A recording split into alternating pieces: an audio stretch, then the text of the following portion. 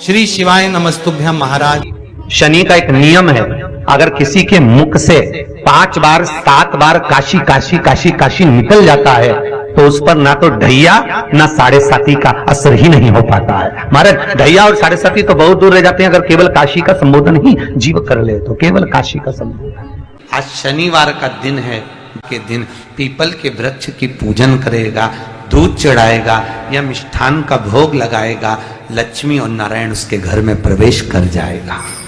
लक्ष्मी और नारायण उसके घर में प्रवेश करेगा, इसलिए नियम बनाया।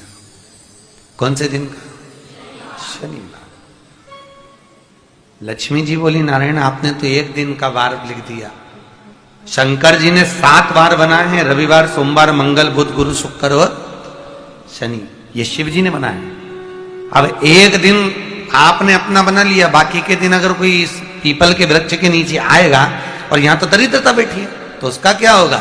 भगवान नारायण बोले सुन दरिद्रता, तेरे से एक विनती है, अगर कोई भी मनुष्य इस पीपल के पेड़ के नीचे अगर 7 दिन में आता है और उसके हाथ में अगर कोई सामग्री होती है तो तू उसके घर में प्रवेश नहीं करेगी। नियम है पीपल के वृक्ष का, या तो पानी का लोटा लेकर जाओ, कुंकू का चोपड़ा लेकर जाओ, शक्कर लेकर जाओ, या पेड़ के नीचे चींटी को डालने के लिए आटा ले जाओ, पर खाली हाथ पीपल के वृक्ष के नीचे कभी मत जाओ, कभी नहीं जाओ। खाली हाथ जाओगे तो दरिद्रता तुम्हारे घर में प्रवेश करेगी। एक बेलपत्री जिसका डंडी का मुख जलधार बहने वाले स्थान पर हो, एक दुर्वा जिसका डंडी का भाग जल बहने वाले स्थान पर हो। कर्ण घंटेश्वर भगवान जो काशी में विराजते हैं, पहला जल जहां जल बहता है उसकी साक्षी में, दूसरा और तीसरा 3 स्थान पर खड़े होकर कर्ण घंटेश्वर महादेव के नाम से अगर जल चढ़ाकर उस जल का आचमन, जिसका विवेक काम नहीं कर रहा है, कोई बच्चा मानसिक विकलांग है, बुद्धि काम नहीं कर रही है, डॉक्टर ने कह दिया ये कोमा में चला गया है, वेंटिलेटर पर पड़ा हुआ है और विवेक काम नहीं कर रहा है, तो डॉक्टर का इलाज तो करवाओ, क्योंकि डॉक्टर शंकर का एक रूप है।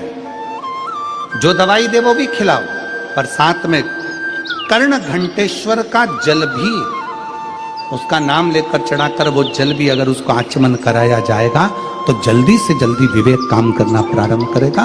और अगर मिर्गी का दौरा आ रहा होगा तो वो मिर्गी का दौरा धीरे धीरे बंद होता चलेगा।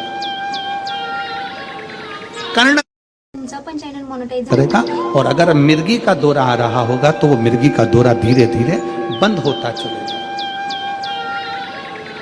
कर्ण घंटेश्वर महादेव, देवरिज महादेव के पास में जाकर सभी देवताओं ने प्रार्थना की, विनय करा, निवेदन करा। इस क्रोध को, नरसिंह भगवान का जो क्रोध है, नरसिंह भगवान का जो गुस्सा है, क्रोध है, भगवान नरसिंह का जो क्रोध है उसको शांत किया है। शंकर भगवान कहते हैं कि यदि क्रोध नरसिंह भगवान को आ रहा है तो उसकी शांति मैं अकेला नहीं करूंगा, तुम सब मेरे साथ में मिलो और क्रोध। मैं एक शरम्भ पक्षी का रूप रख लेता। शरम्भ पक्षी मतलब मनुष्य जैसा शरीर है, शेर जैसा मुख है और पंख लगे हैं, वो शरम्भ पक्षी।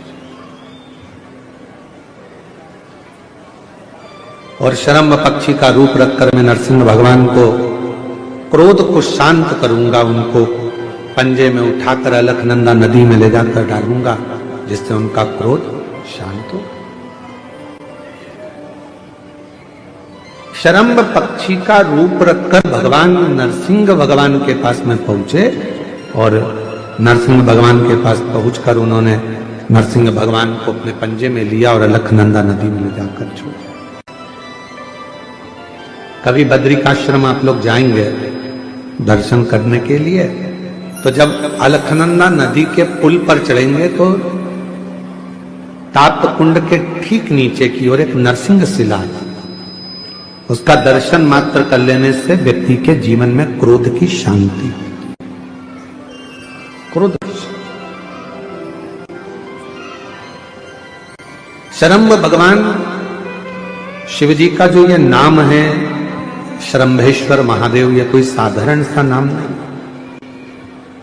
भगवान शंकर का ये जो नाम है ये क्रोध को शांत करता है। इसलिए जब जब अगर अपने भीतर अगर कहीं क्रोध उत्पन्न हो रहा है या अपने को लगता है कि अपन बहुत गुस्सा कर रहे हैं, एक बेलपत्र को अपने हाथ में रखकर शंभेश्वर महादेव का नाम लेकर अपने घर में जो शंकर का शिवलिंग है उसको यदि समर्पित कर देते हैं तो हमारा क्रोध उसी क्षण समाप्त हो जाता है, शांत हो जाता है। शंभेश्वर ये क्रोध की शांति के लिए शंभेश्वर की रज में जाना तो ब्रज की रज को उठा कर नहीं लाना, गोवर्धन नाथ जी की परिक्रमा करने जाना तो गोवर्धन नाथ जी के शिलाखंड को मेरे गिरिराज बाबा को लेकर मत आना। आप किसी तीर्थ में घूमने के लिए जाना तो वहां की रज को लेकर मत आना। ना जाने उस रज में, उस जल में ना जाने कितने जीव होंगे जो तप कर रहे होंगे, साधना कर रहे होंगे और भगवान से प्रार्थना कर रहे होंगे कि आपके चरण की रज मिलेगी। कोई संत के चरण की रज, कोई सतगुरु के चरण की रज, कोई जीव के चरण की रज मिलेगी और कल्याण हो जाएगा। हाँ, अगर काशी में भी तुम्हें गंगा जल लाना है तो काशी के गंगा जल को लाने से पहले शंकर जी को समर्पित कर कर एक लोटा जल शिव को चढ़ा दो पहले, फिर वहीं से भरकर मेरे बाबा से आज्ञा लेकर उस काशी के जल को लेकर आ जाओ कि बाबा अब गंगा जी का जल नहीं, मुझे आपका चढ़ा हुआ मस्तक का जल लेकर जा रही हूं जो संपूर्ण जीवों का कल्याण करने वाला है। जिस काशी का केवल नाम उच्चारण ही हमारे जीव की कल्याण कर देता है। 5 बार काशी काशी बोला, जीव का उद्धार हो गया।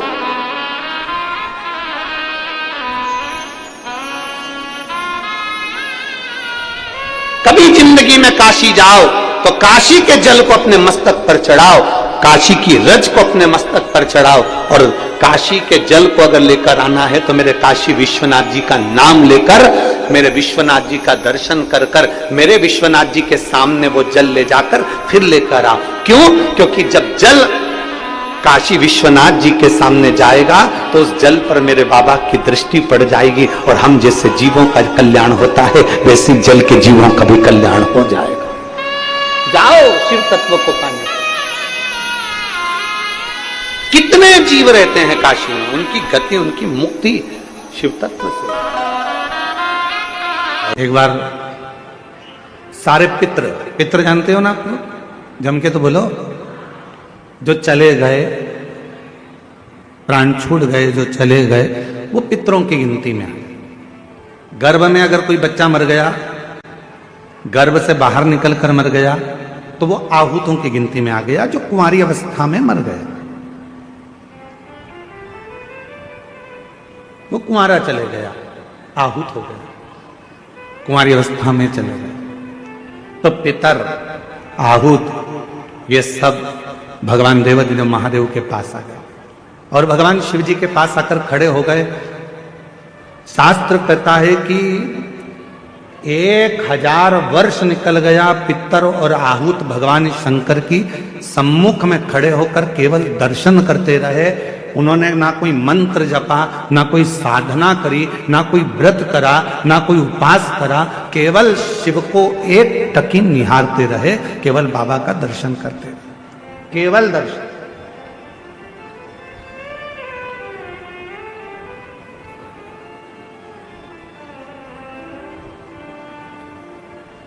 कितना फल है दर्शन का, जरा देखिएगा।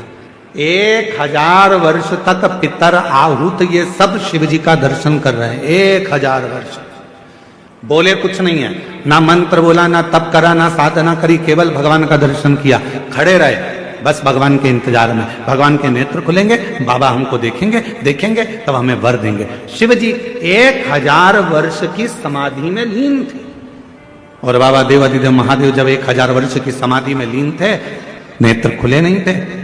आज बाबा ने 1000 वर्ष की समाधि से अपने नेत्र को खोला और 1000 वर्ष के समाधि पर जैसे ही बाबा के नेत्र खुले तो सबसे पहले पितर और आहूत पर भगवान की दृष्टि, भोलेनाथ जी का निगाह गया। बाबा ने देखा, शिवजी ने पितरों को बुलाया, आहूतों को बुलाया और बुलाकर पूछा, क्यों भाई, क्या बात है, तुम यहां खड़े हो, क्या बात है? बस देवाधिदेव महादेव बाबा पूछने ही वाले थे, इतनी देर में नंदी दौड़कर आ गया। और नंदी दौड़कर आया और आते से ही भगवान भोलेनाथ जी से बोला, प्रभु आपने तो इनको अब देखा है, जितने समय से आप तप कर रहे हो उतने समय से ये बाहर खड़े होकर आपका दर्शन कर रहे हैं, इंतजार कर रहे हैं, नेत्र खुलेंगे बाबा हमें वर देंगे, नेत्र खुलेंगे बाबा हमें वर देंगे। 1000 वर्ष इन पितरों को हो गया, 1000 वर्ष इन आहूतों को हो गया, आपका दर्शन कर रहे हैं प्रभु, आप इन्हें वर दे दीजिए। शिव जी ने पितरों से पूछा, तुम क्या चाहते हो, तुम्हें चाहिए क्या? आहूतों से पूछा, तुम्हें क्या चाहिए, तुम बोलो। पितर और आहूत दोनों एक ही बात बोले, प्रभु संसार के लोग श्राद्ध पक्ष में हमको जल देंगे। संसार के लोग जब श्राद्ध आएगा, 16 श्राद्ध 16 दिन के आएंगे, तब ब्राह्मण को भोजन कराएंगे, पिंडदान करेंगे, तर्पण करेंगे, श्राद्ध करेंगे, तर्पण में जल देंगे, तब हमको जल प्राप्त होगा, तब हमको भोजन प्राप्त होगा, तब तक हम भूखे रहेंगे। इसलिए प्रभु एक कृपा कर दो कि ऐसी कोई व्यवस्था कर दो कि घर के लोग, परिवार के लोग, कुटुंब के लोग, कोई भी प्रतिदिन या हफ्ते में एक बार कैसे भी उनके माध्यम से हमें जल प्राप्त हो जाए और हम तृप्त हो जाएं। भगवान देवाधिदेव महादेव ने वर दे दिया पितरों को, आहूतों को। क्यों चिंता करते हो? जब संसार का मनुष्य मेरे शिवलिंग पर जल चढ़ाएगा, वो जल बहकर जब नीचे की ओर आएगा और अशोक सुंदरी से स्पर्श कर कर आगे बढ़ेगा, उसी समय पर आपको वो जल प्राप्त हो जाएगा और सारे पित्र और आहूत तृप्त होते चले जाएंगे। वो जल आपको वहां प्राप्त होगा। अब कई लोग कहते हैं गुरुजी हमारे यहां पितृदोष हो गए, कोई कहते हैं गुरुजी हमारे यहाँ आहूत दोष हो गया, पितृदोष हो गया, हमारे यहाँ ये दोष लग गया, हमारे यहाँ वो दोष लग गया। किसी ने बताया कि हमारे यहाँ कोई टोना कर गया, कोई ने बताया हमारे यहाँ कोई टोटका कर गया, कोई ने बताया हमारे यहाँ कोई ने विद्या कर दी, कोई ने कहा हमारे यहाँ ये हो गया। शिव महापुराण की उमा संहिता कहती है, जो भगवान शंकर को जल चढ़ाता है, जल चढ़ाते समय उसके जितने भी दोष हैं, चाहे पितृ दोष हो, चाहे आहूत दोष हो, चाहे वासुक दोष हो, चाहे कालसर्प दोष हो, जितने भी दोष होते हैं वो सारे दोष अपने आप समाप्त होते चले जाते हैं। और याद रखना, जो भगवान शंकर पर चढ़ा हुआ जल थोड़ा सा झेल कर लेकर आता है और अपने घर के दरवाजे पर छींटता है, दुनिया में किसी की सामर्थ्यता नहीं है कि कोई तुम्हारे ऊपर टोना कर दे या तुम्हारे ऊपर तकलीफ दे। किसी की सामर्थ्यता नहीं।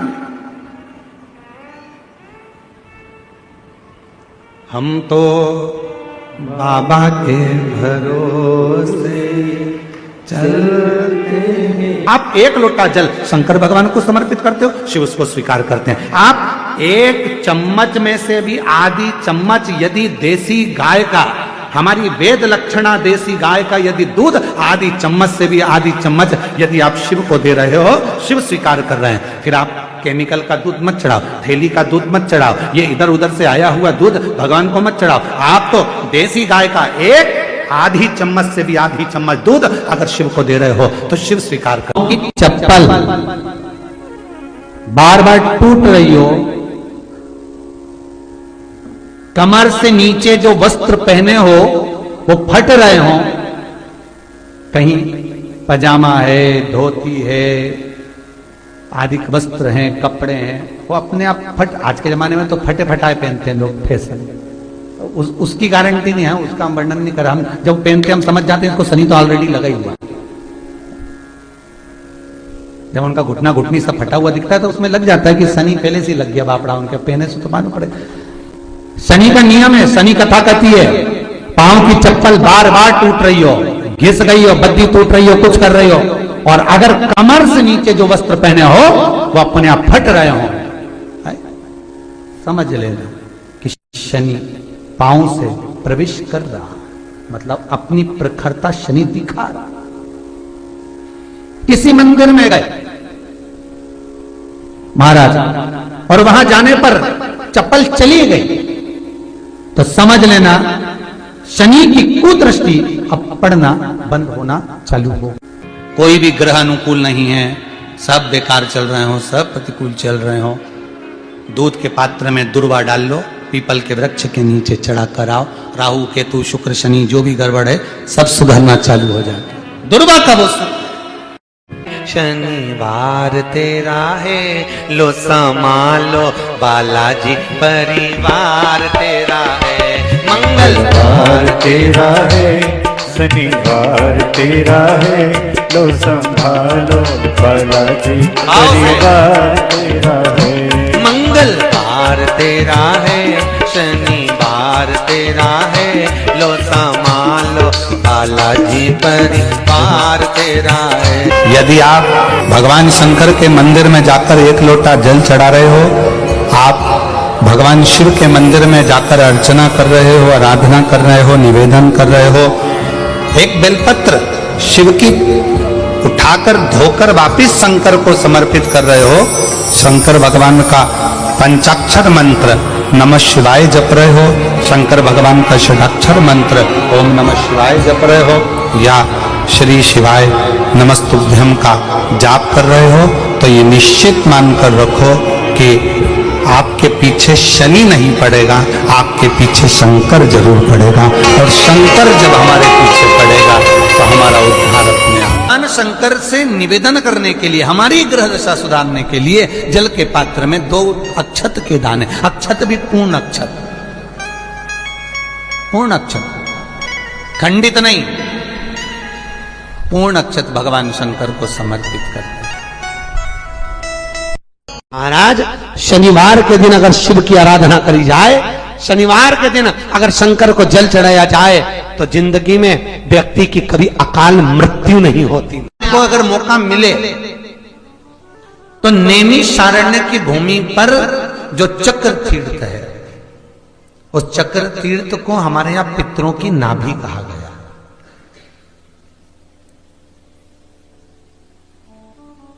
पूरी दुनिया में केवल एक ही जगह है जहां पर भगवान शंकर छुप कर बैठे हैं पानी के अंदर, जिसका नाम गुप्तेश्वर महादेव है। पूरी दुनिया में केवल एक ही जगह है, गुप्तेश्वर महादेव,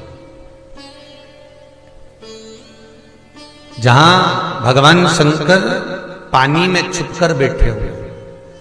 और हम अगर कोई फल, कोई प्रसाद लेते हैं, कोई बेलपत्री फूल लेते हैं, और हम भगवान को जब वो बेलपत्र, जब वो फूल हम भगवान को देते हैं, तो हम भगवान को अर्पण करने के लिए जब पानी में छोड़ते हैं, बहते पानी में जब उसको छोड़ा जाता है, तो वो बेलपत्र, वो फूल, वो प्रसाद जमीन तलातल में जल के अंदर चला जाता है। फूल पत्ती वैसे पानी में तैरना चाहिए, परवाह नहीं तैरेगा, वो अंदर चले जाएगा, अर्पण किया है। और यदि आपने कहा भगवान प्रसाद दे दीजिए भोलेनाथ, प्रसादम कर दीजिए, तो वही फूल पत्ती, वही प्रसाद वापिस पानी में से निकलकर बाहर आ जाता है, वही पानी। पूरी दुनिया में केवल एक ही जगह है, वो है नैमिषारण्य, गुप्तेश्वर महादेव, क्योंकि वहां पितरों की नाभि है। और पितरों की नाभि का जो भाग कहा गया है कि उस जगह पर जो हम देते हैं, उसका फल हमको तुरंत प्राप्त होता, तुरंत महाराज।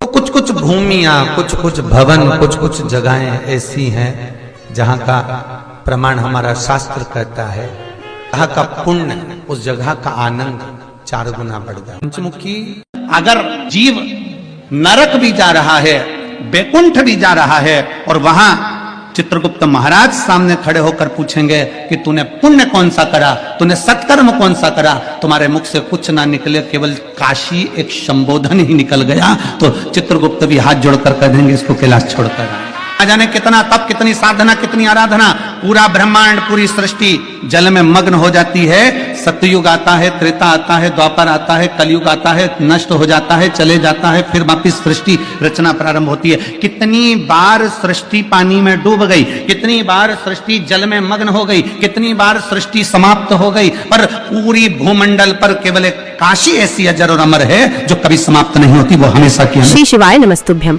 सभी माताओं, बहनों और भक्तजनों से हाथ जोड़कर निवेदन है कि अगर आप इस वीडियो को YouTube पर देख रहे हैं तो इसे लाइक करें और हमारे चैनल को सब्सक्राइब करना न भूलें। भविष्य में आने वाले वीडियो की जानकारी के लिए बेल आइकॉन दबाएं। कमेंट बॉक्स में हर हर महादेव अवश्य लिखें और इस पुण्य के कार्य में अपने दोस्तों और परिवार को भी शामिल करें। इस वीडियो को उनके साथ शेयर करें ताकि वे भी इसे सुनकर लाभ उठा सकें। श्री शिवाय नमस्तुभ्यम। हर हर महादेव।